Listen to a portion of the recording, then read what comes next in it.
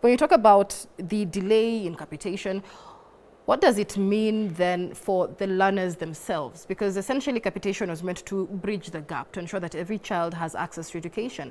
But you find many students perform very well and cannot transition to the next stage because, you know, schools cannot afford to take in any more students because there was no capitation. They can't afford to take in any more children. What does it do to the learner, to the education sector, and even to the transition rate in the country? Thank you. It brings a lot of it just extends or brings a lot of inequality in the classroom, because you can imagine a child in an informal settlement somewhere in Kibera competing for the same resources with somebody in maybe coming from a well-to-do family. For instance, we have seen in the classrooms that our fellows go into.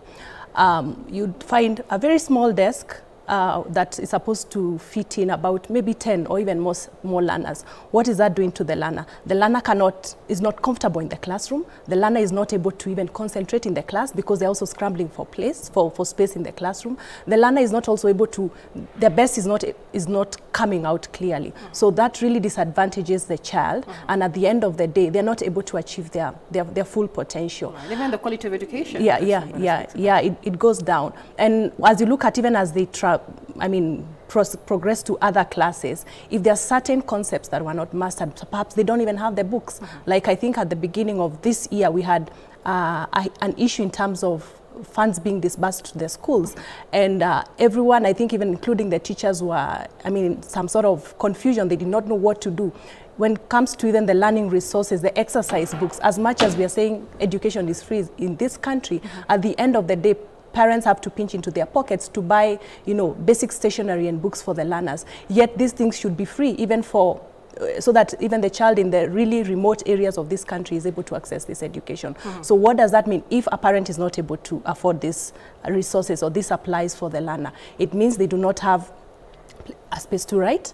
It means, and the government is not providing that. So it really just makes, extends the gap and really makes us to really struggle with the issue of inequality or education equality in this country. I want us to move on to the issue of infrastructure from human resource, but Sylvia, very briefly, when you talk about quality of education, then you're also talking about, the state, the mental state and physical state of the teacher then plays a huge role. Talk to us about the experience briefly of some of your fellows in these schools where JSS teachers are greatly understaffed, and so then the existing teachers are hugely overworked.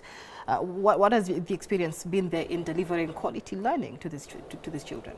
All right, thank you. So one of the things we have done as Teach for Kenya is to ensure that we assign coaches to our fellows. Once we place the fellows in these schools, they're assigned to a coach who supports them through the journey. And the role of the coach, number one, is to do classroom observation, in addition to what they're already getting from the Ministry of Education and TSC, is to also provide some pastoral kind of support so that the mental well-being of the fellow is well taken care of. We understand there are so many issues that people are going through, including in those communities, especially in the underserved communities, issues of mental well-being.